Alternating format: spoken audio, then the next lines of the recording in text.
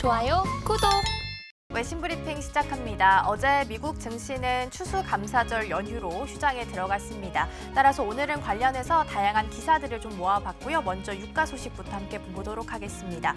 유가 같은 경우에는 오펙 플러스 회의가 26일에서 30일로 연기가 되면서 큰 폭의 하락세를 보였습니다. 이에 대해서 구체적인 이유가 밝혀지진 않았지만 기사에 따르면 회원국 간 이견이 있는 것으로 보입니다. 자세히 들여다보면 핵심은 사우디가 감산에 대한 부담을 함께 나누자라는 겁니다. 그동안 사우디가 큰 부분을 차지하면서 혼자 감당하고 왔으니 나이지리아와 앙골라 등도 이 양을 함께 좀 부담하자라는 의미인데요. 외신 보도에 따르면 생산량을 늘리기 위해서 사우디는 다른 회원국들에게 로비를 하고 있는 것으로 전해졌습니다.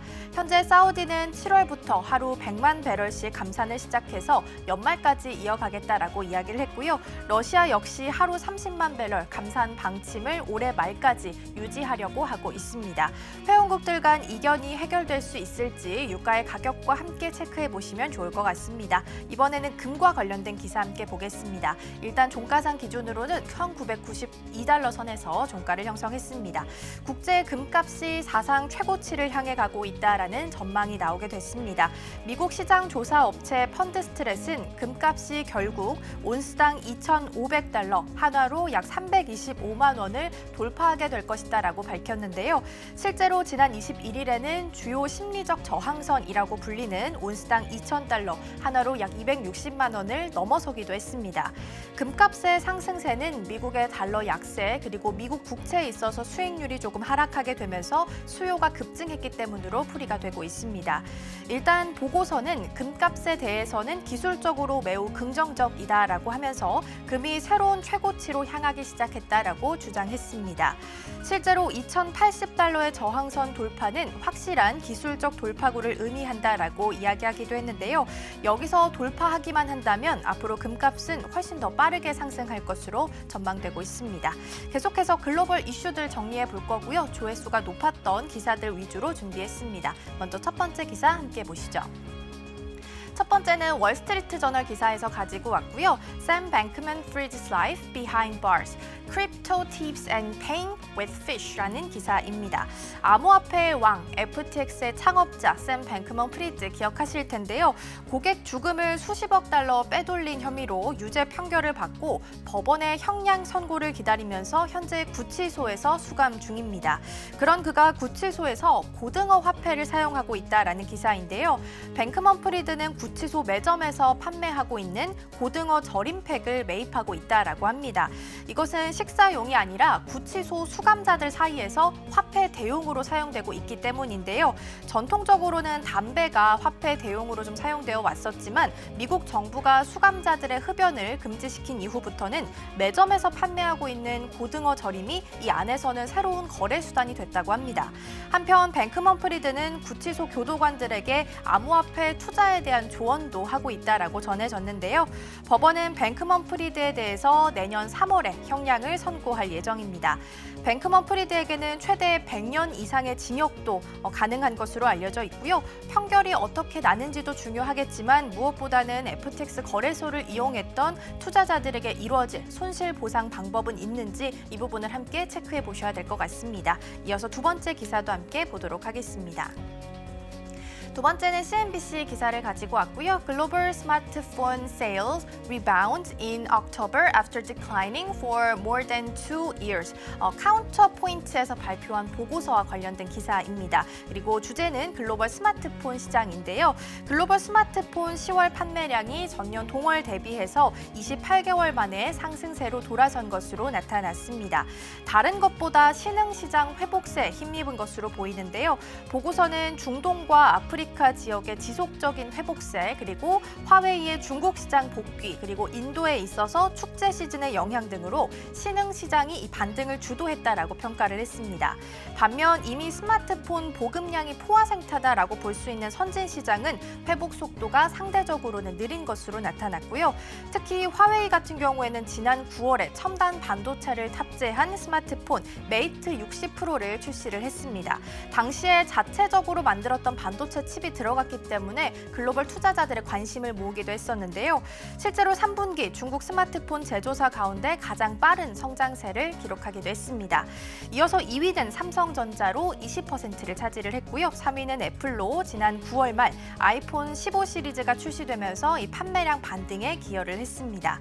샤오미와 오포, 비보 등이 그 뒤를 이은 것으로 나타났습니다. 보고서에 따르면 올해 4분기 전체로도 전년 동기 대비해서 성장할 것으로 현재 예상이 된다라고 이야기했고요. 향후 점진적인 회복세를 보일 것이다라고 내다봤습니다. 그렇다면 휴대폰 관련주들 또한 주목해 볼 수밖에 없을 것 같은데요. 4분기에 대비해서 지금부터 스마트폰 관련주들 관심 종목으로 두시면 어떨까 싶습니다. 계속해서 세 번째 기사도 함께 만나보시죠. 이번에는 블룸버그 통신에서 가져온 기사 함께 보실 거고요. Ozempic maker Novo Nordisk invest $2.3 billion in Franksight라는 기사이고요. 비만 치료제 위고비 열풍을 타고 노보노디스크가 프랑스에 3조를 추가 투자하기로 했다라는 기사입니다. 노보노디스크는 당뇨 치료제인 오젬픽과 비만 치료제인 위고비를 생산하고 있는 기업이죠. 두 의약품이 비만 치료에 있어서 상당한 효과를 거두고 있다라는 입소문이 나게 되면서 전 세계적으로 열풍이 불기도 했습니다. 특히 일론 머스크 그리고 배우 김 카다시안이 위고비 주사를 맞고 다이어트에 성공했다라고 밝히면서 더 큰 화제를 모으기도 했었죠. 즉 이번 투자는 비만 치료제에 대한 수요 급증 때문으로 풀이가 되고 있고요. 프랑스의 생산 공장을 확대하기 위해서 투자 규모를 늘리기로 결정을 했습니다. 노보노디스크는 이번 투자로 오젬픽과 위고비 등 기존 의약품은 물론이고요. 현재 개발하고 있는 다른 비만 치료제의 생산 능력 또한 크게 향상될 것이다라고 이야기했습니다. 공장 확대를 위한 부지 공사는 일단 시작이 됐고요. 2026년에서 2028년 사이에 완공이 될 예정입니다. 노보노디스크는 지난 9월에 루이비통을 제치고 유럽 내에서 최대 시가총액 기업으로 이름을 올렸습니다. 앞으로 비만 치료제 시장이 더 커질 것이다라는 것을 좀 감안을 한다면 노보노디스크의 성장은 어디까지일지 궁금해지는 시점이 아닐까 싶습니다. 계속해서 테슬라 관련 기사도 함께 보실 텐데요. 종가 기준으로는 전일 대비 종가 기준으로는 2.9% 하락하면서 234달러 선에서 마감을 지었습니다. 일단 어제장에서는 휴장을 했기 때문에 그 전날 기준으로 좀 보실 수 있을 것 같고요. 미국 법원이 테슬라의 자율주행 보조 기능 오토파일럿 관련 사망사고 소송에서 회사 측이 오토파일럿의 결함을 알았던 것으로 보인다라는 잠정적인 결론을 내렸습니다.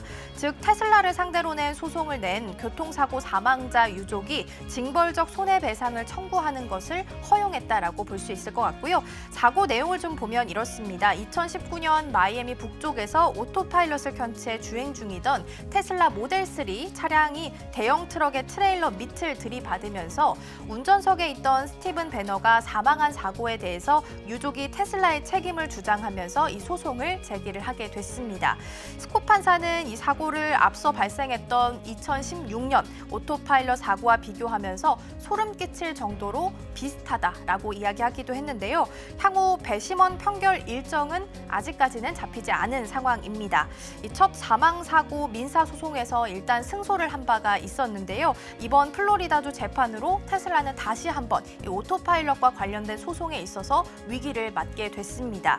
테슬라가 이번에 패소를 하게 된다면 이후에 비슷한 소송에 있어서도 계속 영향을 줄 수 있기 때문에 이 부분 굉장히 중요하다라고 보고 있고요. 소송 결과도 끝까지 함께 챙겨가셔야 될 것 같습니다. 지금까지 외신브리핑이었습니다. 좋아요, 구독!